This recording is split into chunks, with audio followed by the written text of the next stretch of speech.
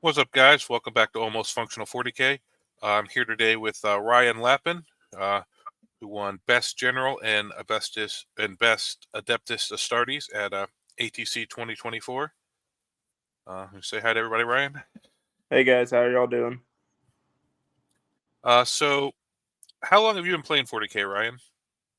I would say about 2-ish years, exactly on the dot. Basically, I started around when Nids, Eldar, and Tau got their codex in 9th edition right before Rocky Top that year.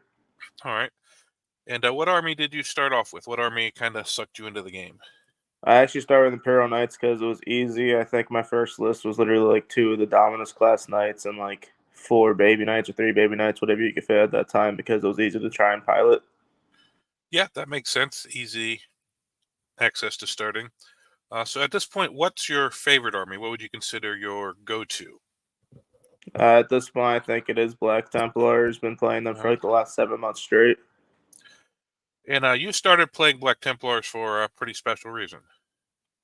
Yeah, I started playing Templars because unfortunately, at the beginning of this year, right around New Year's, our local gaming group down in Game Garrison lost a really big pillar of the community in William Tillman, and ever since then, I kind of took like a vow as on theme that is to go win some events for him with Templars and bring home best Templars for ITC and everything for him.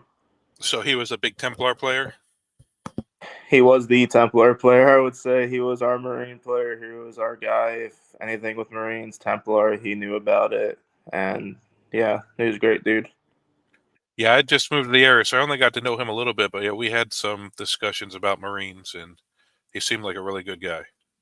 Yeah, he was a phenomenal person. He took me in when I had a lot of issues going on in my personal life, and he was there when I needed him probably the most. So I can never be more than like never be grateful enough to him for what he did for me. Yeah. Well, yeah, it's unfortunate that he's gone, but I'm sure he would be very proud of you if he. Yeah. And he maybe is. Depends on what everybody believes. He might be looking down on you. Yeah, I mean, he'd probably be cussing me out too, because that's what Tillman loved doing. But hey, Hey, I hope he'd be happy. yeah, I'm sure he would be. All right, so ATC, for those who don't know, is a team tournament. Uh, it's the team tournament in the U.S. We're starting to get more of them, but for a long time it was the only one. And for a long time it was just 5-man teams. This year they did 8-man and 5-man. Um, I personally played in the 5-man, as did you, Ryan, and there was like almost 60 teams. I believe there was 285 players, and out of those 285 players, Ryan got best general.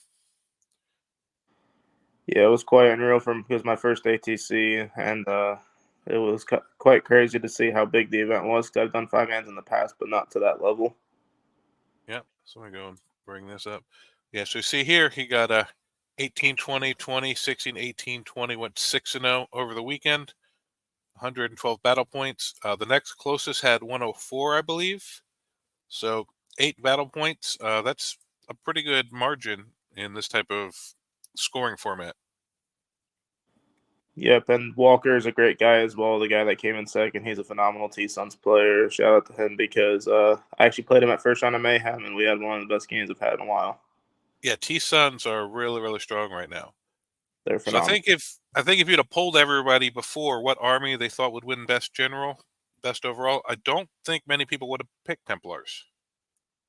I don't think so either, because I think we did a little bit of our team discussion about the Marine meta, kind of, and like you look, there's 3 or 4 big Marine chapters in the moment, and Templar are kind of jockeying for probably third or second at the moment, with BA, Space Wolves, Templar, and then even Dark Angels now because of all their changes. Yep. Do you think this list would have the same type of success in singles, or do you think you built this more as a specifically team type list? There's actually a list I've been playing in the GTs individually myself as well, so I know it can perform. It's just like if somebody else was to pick up the list, I think they might have a little bit of struggles only because the way I've tuned the list is very much to my play style and knowing what to do in most situations. Yeah, and that's something a lot of people don't understand is how important play style is to the success of a list. You can't just grab a list someone won a tournament with and expect to have the same success if you don't play that style of game. 100%. Especially if you don't know how to trade in like melee specifically, because usually one of your sword brother units has to pick up 2 or 3 things Mhm. because you're so outnumbered usually on the board. Even in the melee matchups like Blood Angels, they have more melee units than you do, so you got to know how to spend your CP for fight on death and interrupt and all that fun stuff. All right. Well, let's go ahead and take a look at your list here and have you kind of break it down for us a little bit. So you run Righteous Crusaders. That's the Black Templar specific. For anyone who doesn't know, what exactly does Righteous Crusaders give you?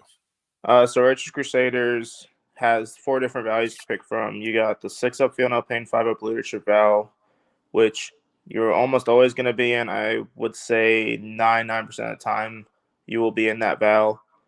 You got one for lethal hits and melee.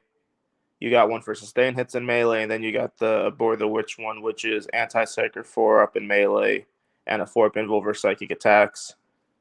You can once like for same thing as Gladius, you can switch into a Vow, basically our doctrines for 1 CP onto a character unit and give them that Vow at that moment. But most of them are not needed. I would say the lethal or sustained come in from time to time. The Abhor the Witch one, knowing I put in the T-Stones many a times, is kind of a trap. If I have any note for any Templar player, never go into that Val in the T-Stones matchup because the 6-up Field of Pain is usually just better, and the leadership 5-up does come up for leadership checks on your objectives and stuff when it really matters. All right. Well, that's a good tip. All right. So we got here your characters. We got Helbrecht, 2 lieutenants. Looks like they're the ones that go with the Storm Brethren, or the Sword Brethren, not Storm Brethren, and the Emperor's Champion. Yep. So basically, how the characters break down when you start attaching them is Helbrecht with Lieutenant with 10 Housers, which gives you a 5 of Feel No Pain, goes into the Land Raider with a 10-man brick of Sword Brethren, and then you got a Lieutenant going with a 5-man Sword Brethren to give them lethal so they can punch up easier. Then the Emperor's Champion goes another 5-man. Those are both going in impulsors, and the characters really help you punch up. All right. So Sword Brethren, what's the difference between them and Blade Guard? Because I know they look very similar. So Blade Guard's cool thing is they are consistent on what their loadout is because they're all mastercrafted, but they hit on threes, unlike the Sword Brothers that hit on twos with their mastercrafted, which is kind of funny to me. Uh, Blade Guard are supposed to be more durable because they have a 4 invul, but again, with the 6-up Feel No Pain, that kind of becomes a little bit closer than most people realize. The big thing is Sword Brethren get +1 damage in melee if you need it. So, like, your Lightning Claws are now 2 damage Lightning Claws. Your Mastercrafted Weapons are 3 damage Mastercrafted Weapons, which is huge. It's a huge breaking point in a lot of matchups. The thing I think that Sword Brethren do a bit better than Blade Guard is they can be the hammer better than the Blade Guard, and they can also be an anvil when you need to just sit there because they are a little bit to chew through with the 6-up Feel No Pain and AOC access and all that fun stuff. And the fact that you can take them in 5 and 10s, I think, is a big advantage over over Blade Guards at 3 and 6. 100% before the change where they let us, now they're thankfully letting us take 7 things inside of an impulsor. The Blade Guard were kind of just like you take a 6-man and they're foot slogging because you couldn't play anything with them, which was pretty rough. Mm-hmm. Cool. All right. So then we got Intercessor, just sticky and hold your backfield for the most part, or Yeah, they it was kind of funny in the ritual mission. They were nice because we were playing on that mission where you could advance and still do actions with battle line units. They were kind of running around a little bit on my deployment zone line after sticking an objective, then running up and making more objectives, you know. But yeah, that's that's true. That's yeah, because they could make one next turn when you start, they sticky it, run over, make another one next turn, sticky it, run over. That could yep. be kind of all right. That's a I never thought of it that way, but yeah, actually, that's really nice in the ritual. 100%, and they are very good at screening because they're not the easiest thing to kill with the 6-up Feel No Pain. Like somebody drops something back there, like Inceptors and a Marine Mirror, they kind of have to send everything into them. Like if it's Bolter Inceptors, they probably want to oath the intercessor to make sure they die. Yep. But yeah, they're And then solid. and they got 2 impulsors, Black Templars. So basically, the only difference is you pay 10 more points and you get to take multi-meltus. Yep, it's nice to That's have. yeah, for 10 points, I think that's a pretty good deal. 100%. And then the shield dome to give him the 5 up invul, you should always take that on your impulsors. Absolutely. Yep. Anytime I take impulsors, I take shield. None of the other stuff's worth giving up the invul. Yep. So 2 Inceptors, both 3-man, 1 Plasma, 1 Bolter. Yeah, when I run Marines, their 3-inch deep strike I find is like amazing for mission play. Yeah, and a lot of the matchups I played versus we'll get to it probably later in the video. I played against Sisters Yep. twice this event, Ooh. and the Inceptors took care of a lot of things that the rest of the army kind of struggles with, being able to get onto the jump pack girls and being able to just put a bunch of shots and not get overwatched. Oh yeah, I'm sure the bolters are real good in the Sisters, and anything Yes. below T5, the assault bolters are real nice with that sustained hits. Yep, they're amazing, especially with an oath backup. Yep. Infiltrators, anybody who's watched any of my videos on list building knows I start pretty much every Marine list I build with an infiltrator squad. They're so necessary now because there's so many things that have a 3-inch deep strike or uppy downy where they're picking up a unit and then dropping it back down, and just having that screen in the corner is huge. Yeah, I see you have the comms array in here. Something I found out the other day, which I didn't realize because I always take the Feel No Pain, the I can't remember what's it called right now, The but Helix. the Helix. But apparently you can take both. Yeah, you can, which is kind of funny. I just take the comms because I already get the feel no pain, so I just like why not have Oh, it so just in so case. it actually doesn't do anything for you because you're already taking the Feel No Pain. Yep. But if you ever switched into a different Val, would you lose the Feel No Pain? I would if I started the game in like lethal hits for the whole army or sustain hits, but I All mean right. Yeah. those. Land Raider Redeemer. If anybody doesn't know why that's in the list, you probably haven't been around much lately. Those Yep. things are brutal. They're disgusting. They single-handedly against the Death Guard player in the tournament kind of just took the middle of the table by itself. Yeah. And then you have Helbricht and some Sword Brethren running out of it on top of it. Yep, it's disgusting combo. Yes. All right, here's the 10-man and the 5-man Sword Brethren. We kind of already went over them. Yep. It's the nice thing they have is, yeah, they aren't stuck with just the generic equipment like Blade Guard. They actually get some variety. Yep. All right, yeah, so there's the other one. Scouts. Yeah, scouts are a great, excuse me, great tech piece for playing missions. Do you find you get to do their up down a lot, or you use them more for just like screening and stuff? It's matchup dependent, but this whole weekend they were kind of doing actions and mission play. There are a couple matchups where they were screeners, but I've gotten pretty good with my scouts because like on layout 1 you have that little template where you can basically put yourself in a spot to screen. But then if they are going first and they're not going to be charging you turn 1, you scout away so you can't get shot.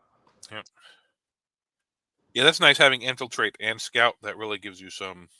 You can be a little more aggressive with them as long as you have a fallback spot. Yeah, that's why I usually do. I pre-measure before I put them down and just make sure they get back behind the wall so they can't get shot pretty easily. All right. Well, that sounds like a really good list. You have, yeah, a lot of stuff in there that I take in a lot of Marine lists, and Yep. then you get all the extra Black Templar flavor added to it. All Yep. right, so round 1, you guys played into 40K Fight Club. And where's it? Oh, there. So it looks like you played into Brian Luffman. So you got Sisters round 1. Yep, I got Bringers of Flame Sisters. All right, so let me go ahead and pull up his list. Here we go. All right, so we got Astrid Thurga and Agatha Dolan. So somebody's grandmothers came to the battle. Exactly. And what exactly do they do? They'll know you don't see them a lot. They're kind of a little bit of a melee. I won't say powerhouse. They're kind of just like they could do actions while they start in deep strike, basically, or strat reserve, whichever one they are, and they just play actions. But they have like I think Agatha's the one with the 2 damage swings, and Dolan's the one with the 1 damage swings. But it's like 10 swings between both them, and it's not Oh, terrible. now for 85 points, and they can deep strike and do mission play. Yeah, that's not horrible. All right, so you got the Canis with the jump pack with Fire and Fury. Yeah, that thing's freaking annoying. Yeah, we got the Diogelis with Righteous Rage. Morvenn Vol, obviously. The Triumph, yeah, so pretty standard sister stuff there. 10 sisters, only one sister squad. Two immolators and a rhino. Yep.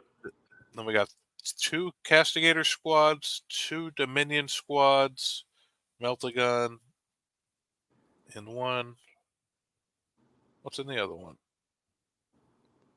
Artificer crafted Stormbolter. I don't even know what that does. They can turn on dev wounds or something basically, and that was what he Oh, was relying on. Paragon suits to run with Morven Vol, Seraphims, and a Noviate squad. All right, so this mission was Purge the Foe, Tipping Point, and Smoke and Mirrors, where you can, after deployment, put one of the units back in reserve. Yep. So just tell us a little how this game went. So he he picked the table for us, and he picked a pretty open table because he was playing shooty sisters more than melee. Yep. He infiltrated his novitiates to kind of try and screen a little bit, which was kind of interesting that he didn't smoking mirrors them back, because I would have smoking mirrored them back because it was Purge the Foe. They were pretty easy kill because it's just novitiates.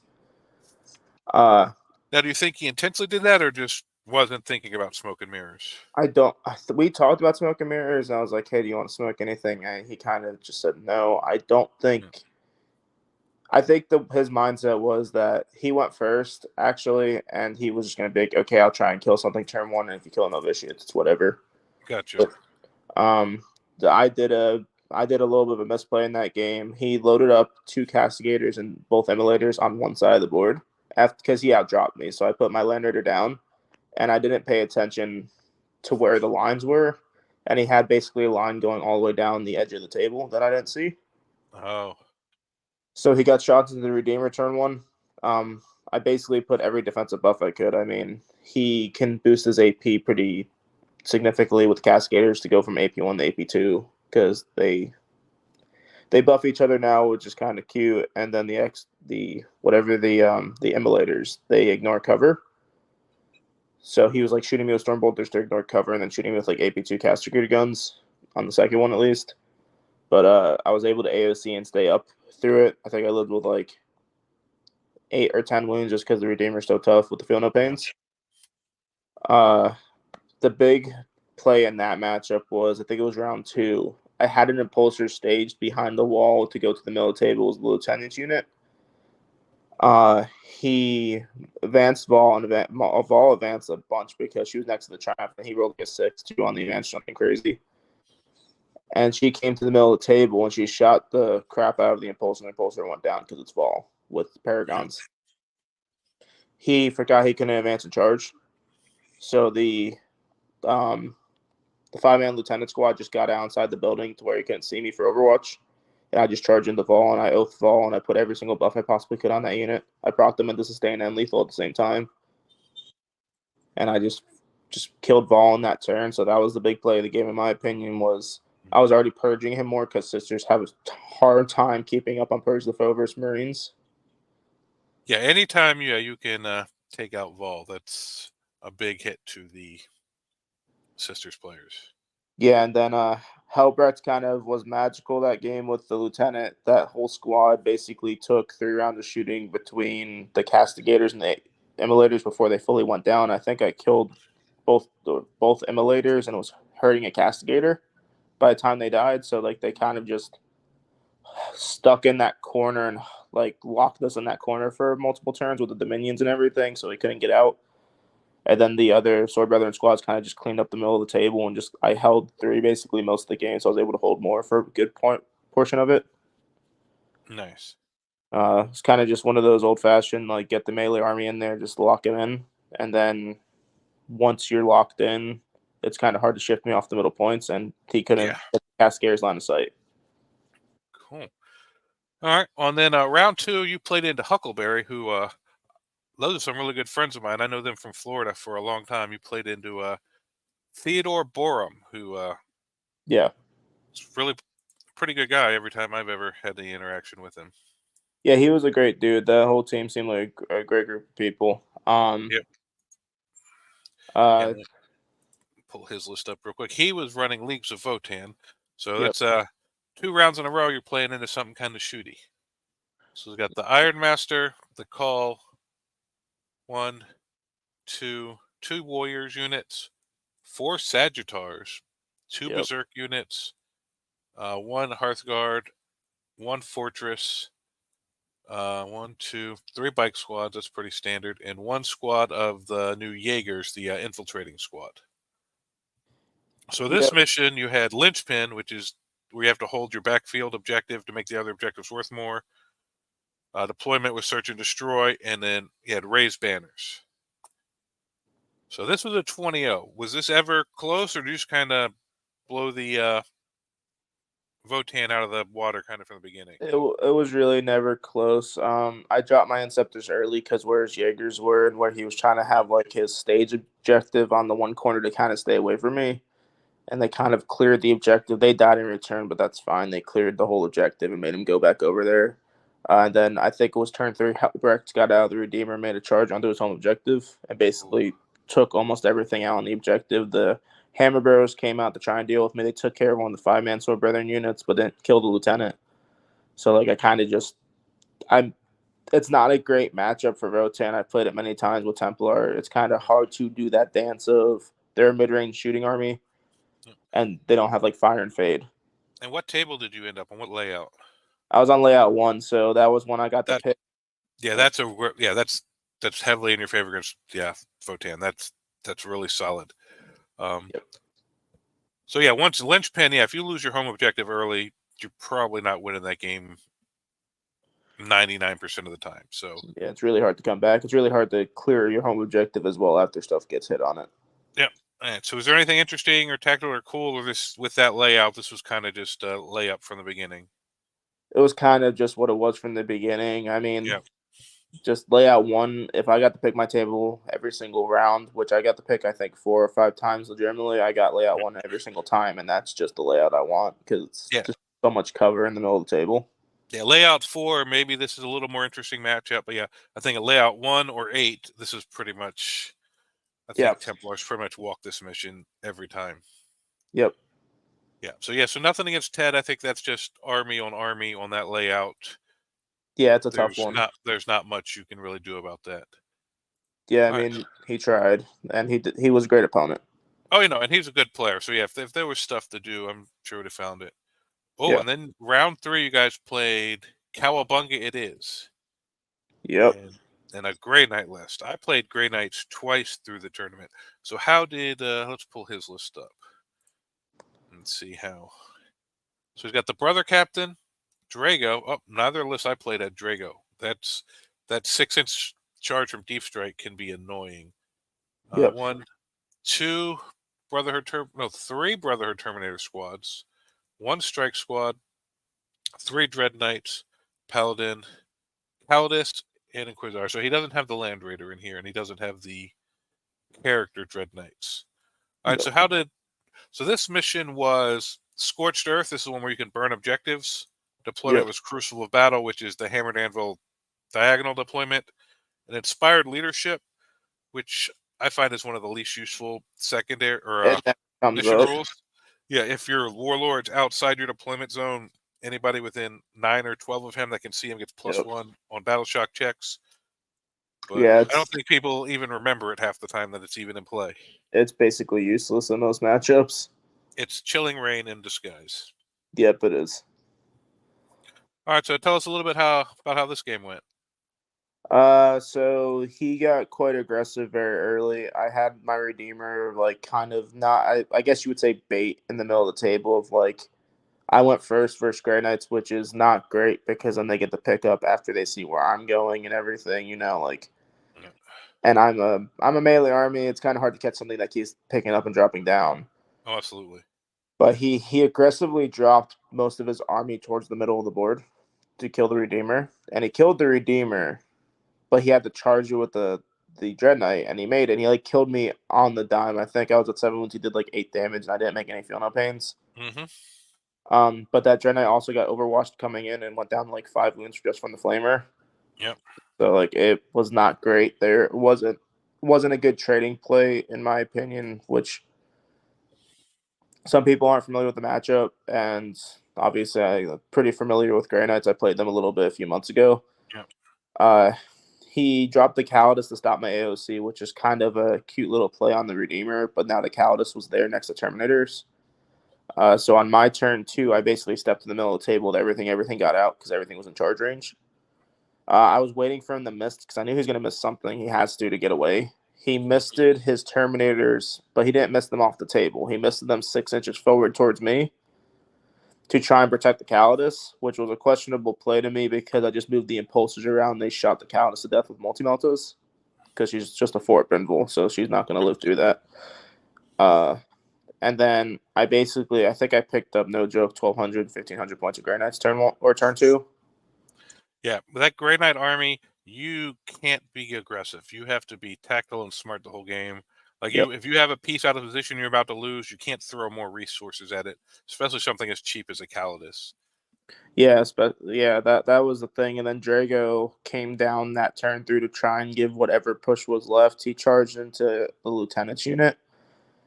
And I fought on death for 1 CP, and basically everything fought on death, I think, except for one power weapon guy, and I just took him with me. I took that squad with me, and it was just like... Yeah, he's probably not used to having to deal with that fight on death because that Drago squad kills a lot of stuff. But if you're able to take him with you, yeah, that's a pretty good trade, I think, for you.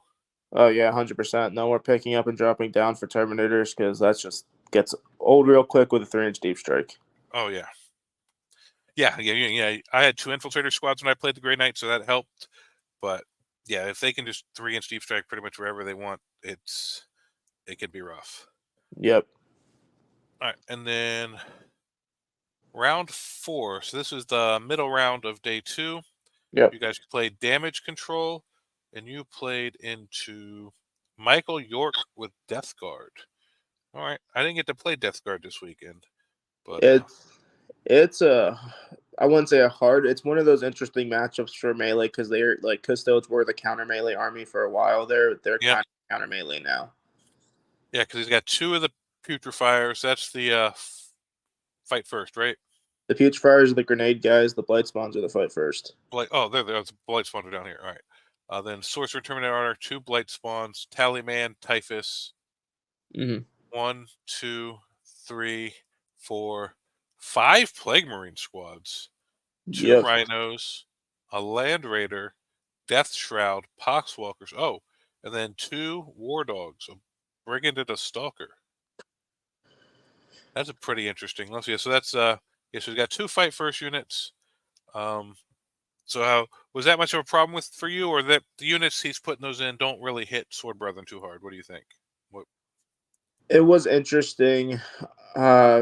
He kind of got out preemptively with his guys, which I was kind of more scared of him staying inside the transports because my list isn't meant to kill transports. I will when I need to, like I can kill a Rhino, but like a Land Raider is something I look at. I'm like, gonna have to throw grenades, gonna have to tank shot, gonna have to throw the multi-meltas, just hope they stick. But I got lucky. Turn 1, I believe it was. He moved the Land Raider up, and I pumped a bunch of shots into it, and then I got the Emperor's Champion into him, and I basically put him to 1 wound turn 1 on the Land Raider. Oh, nice. And then the Plague Marine squad that was inside the Land Raider got out that turn anyway, and I forget what it charged, but I got counter shot by the Redeemer itself, and the Flamer picked up 9 out of the 11 guys in the squad. Oh yeah. And then the rest of the shots killed the rest of the squad except for like the 2 characters. And then the middle of the board was a mess for a little bit because it's Death Guard. The problem is he can't trade up super well with the Plague Marines, and the Sword Brethren will kill like 3 or 2 of them by themselves, especially with an Oath backup on one of them. Yeah. And it wasn't bad. He gave me my closest game of the event, actually. He gave me probably the hardest, honestly, thinking of how to figure out the puzzle on how to not get fight first in a bad spot. And like Typhus dropped down on my deployment zone line, and Hellbreaks went to go deal with him. So it was interesting. Sticky objectives kept them in that game way longer than it probably should have been kept going because like the Rhinos were sticky objectives, and he was able to move off them, and then the impulsors only tie him with the Rhinos. So like I couldn't get the sticky off until something else came over there. Nice. Yeah, because it's this mission was take and hold, tipping point, and banners. Yeah, so on take and hold, if you can sticky a couple objectives, that'll keep primary pretty close for a while. Yeah, he was keeping it close with the sticky because he basically had his home objective sticky, and then he had the one to the left flank stickied, and I had to deal with the middle and my own objective for a minute, and then like Helbrecht was like doing as fast as he could go into that objective, but he had to run through like 3 different units to get there. He had to run through 2 war dogs and then a 10-man plague bird squad and typhus, so it was actually 4 squads. So light work for Helbert. Yeah, Helbrecht is still too cheap for what he does. Yeah. All right. Well, that's good. So that was 16-4, I believe. Yeah. ATC scoring. Yeah. So that was your closest of the event. Then round 5, the mission was Burden of Trust on Search and Destroy again with prepared positions, which is another one that I find most of the time might as well just be Chilling Rain. Yep. And then you played into Nick Kirkendale with Tyranids. All right, so let's look at this Tyranids list. A lot of people consider Tyranids one of the better armies for teams right now. I think they messed that up. I played against Sisters that round. I played against their Sisters player. They might have messed it up in the putting in the on the app. Yeah, they probably messed up putting in the app because Tyler Weimer, our guard player, played into their Nids player. Got you. They got you as 18-2 in the Nick. So you played into Ryan Hobbs. Yeah, their Sisters player. Oh, so yeah, they have him beating Anthony 17-3. So they must have just got those sweats. So the Tyranids got a win, the Sisters got a loss. Most likely. They probably just flipped those 2 scores. Yeah, something like that. All right. I was gonna say, I was like, man, beating Tyranids, keeping Tyranids to a 2. I was gonna say that's tough to do sometimes. Yeah, all right, so here they've got, well, his list is a little clustered up to look at.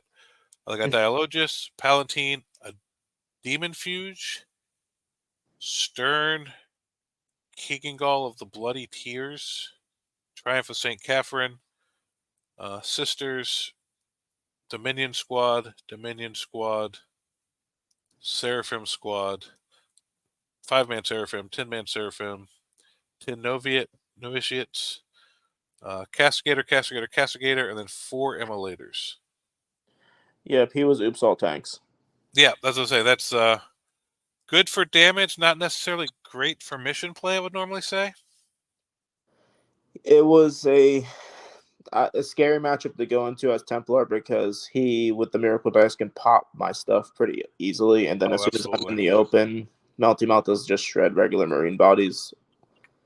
The big thing that happened in that game was turn 1. He moved over basically 2 Immolators, 2 Cascaders to one spot together to take out an Impulsor, but I had put the Impulsor tucked up against the wall to get behind like the wall and everything and not get shot again. He popped it on the first multi-melter, which I said was what going to happen because I failed both invuls and it just like 13 damage or whatever, and I was like, okay, which is fine because I knew the Impulsor was dying. There was 4 tanks there. It's going down at some point there.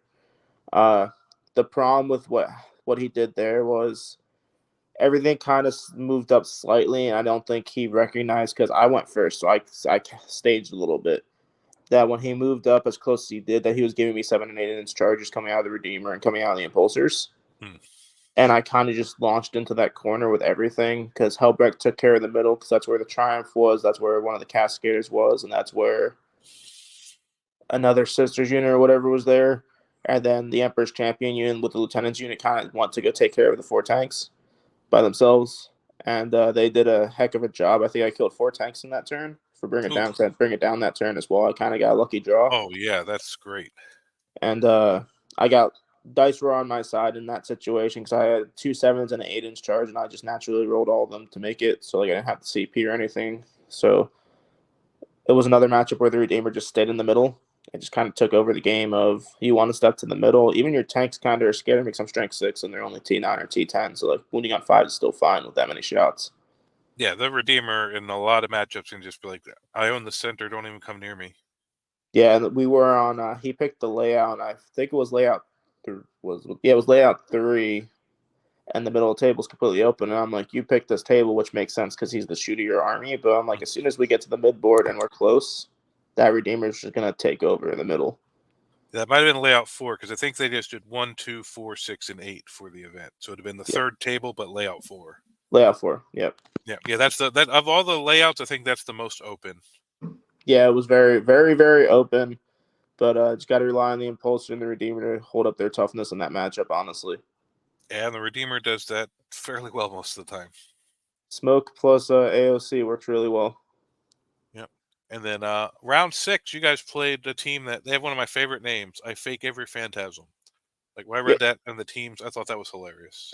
yeah, they were great guys too, especially for like the last gen of ATC to have like a laid back, being like, oh, like nobody's not saying like try hardy, but like let's have a good last round. We'll play this the way we should play it, and just have a good time. Yeah, I find ATC the last round on Sundays, it's normally that way unless you're up at the top fighting for like best team. Everybody else is pretty chill. Yeah, Everybody else is pretty hungover by that point of the weekend. yeah, honestly. Um, And you fought into Custodes, played by John Baldwin. yeah, I played in the Custodes with Shield Host. All right, so he named it Meta Boys. So we got a Blade Champion, Shield Captain, and Terminator Armor, Trajan, Yep, Custodian Guard, Alaris Custodian, Grav Tank, Wardens, and an Inquisitor, carry a Dryax. Actually, I fought against Drax when I fought Custode. She was actually fairly impressive with her indirect and everything. I thought she was pretty solid. she's a very good character to lead the guard or the wardens, whichever one she. Well, the guard because she only joined them, but she Yeah. did a great job at like trying to pick off wounds of the Sword Brethren. She was MVP in the game. Nice. All right, so this was the Ritual, Crucial Battle, and Swift Actions. So we already touched on earlier, your intercessors were really, really key in this mission with Swift Action. Yep, them and the Inceptors, because the Inceptors be able to drop on a spawn, just like set up an objective as soon as we start chaining. I think I set up 6 objectives in that game just to make sure I had so many objectives to hold. It's a rough matchup for Custodes, especially since I play a lot against one of the better Custode players in the world, or best Custodes player in the world, Stephen Henry. So like, Yep. I know the matchup more than a lot of other Templar players, and most people do know because I just played it so much, even with the new codex. Yep. He played it as well as he probably could with the way his list was designed. He bunkered up the Wardens. He unfortunately had a bad draw on air denial turn 1, so the Wardens had to go to the middle. And he turned on the 4, feel no pain and shooting, which is the correct thing because the Redeemer will just pick him up mostly if he doesn't turn that on. Yep. But then it was the Emperor's Champion, took him out in melee, took them out. Helbrecht got out turn 1 actually because we were so close because of both armies being so aggressive. And I actually failed a 7-inch charge into both of his Warden and Guard bricks. I was going into both. So he actually got onto me first. But I had discarded one of my secondaries turn 1 to put myself at the 3 CP on his turn. So I was able to fight on death and interrupt at the same time. So he swung into me first with the Guard brick, which was the more lethal brick. He took out like 5 or 6 Sword Brethren because that's Custodes. They'll take me out pretty hard when they get the first swing. Most of them fought on death. And then I interrupted into the Warden brick and took out the Warden brick with Helbrecht and company. So like, I killed both of his bricks right there, and then Helbrecht was still up, and Helbrecht just went on a rampage down to the Ularis, and the Ularis just can't hang with Helbrecht if I get into them first. So it's kind of like he had the chance, but if against a player that didn't keep the CP up, if I didn't have interrupt or fight on death up there, he probably could have hung in there longer. But I knew what he was going to do because of the matchup. I knew without him having fight first anymore, or the -1 damage, or the resurrecting guys, it's really hard for him because he trades down and I'm always trading up, and he's just losing so many pieces. Yeah, it's tough. Yeah, if he double charges, you're going to fight on death 1, interrupt another, and he probably loses the combat on his turn. Yep, and that's what happened. And that was also it was a very unfortunate turn because my Redeemer actually moved over to Caladius to kind of just tangle with it to like charge in, stop it from moving. I shot it kind of just like, oh, I'll take some wounds off you because it's Caladius. I shouldn't kill it and shooting with the Redeemer. But both multi-meltas hit and both multi-meltas wounded. He failed both invuls and I was in melter range and I popped it in one turn. I was like, okay, that's kind of crazy. Yeah. Yeah, But yeah, that's when it comes down to invols and tanks and multi damage. Is if he makes both of them or fail, like it's real swingy on that kind of stuff. I found the 100%. same thing in the Grey Knight matchup when I was shooting my Lancers at Dread Knights. Yep. I'm either picking one up or doing nothing. Like, just depending on whether or not he can hit 4-ups.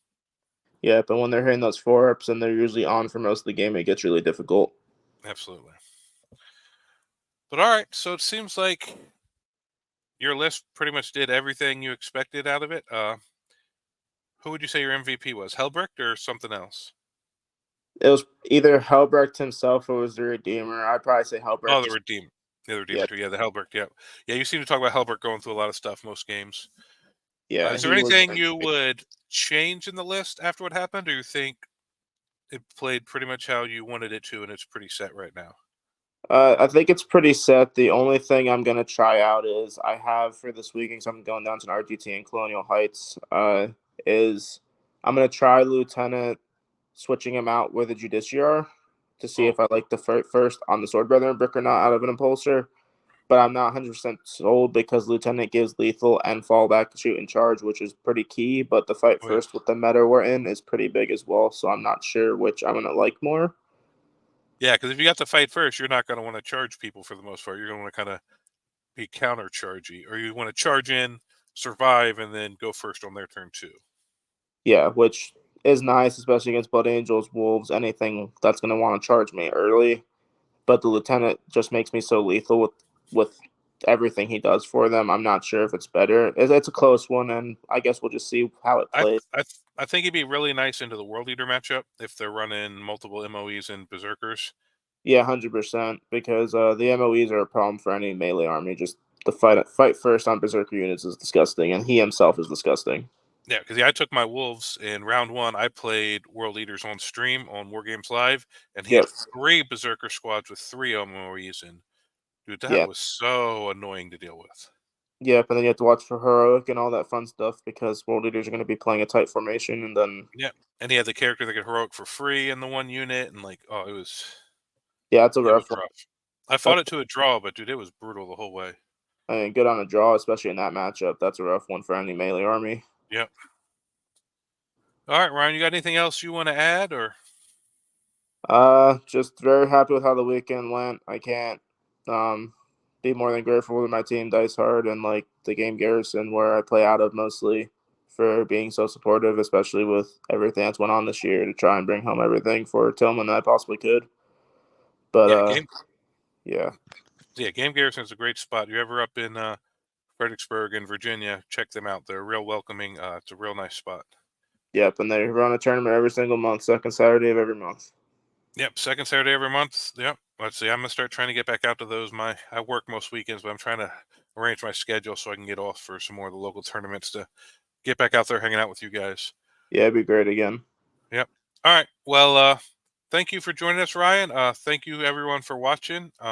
Feel free to like, subscribe, share, all that cool YouTube stuff, and we will catch you next time. Bye, guys.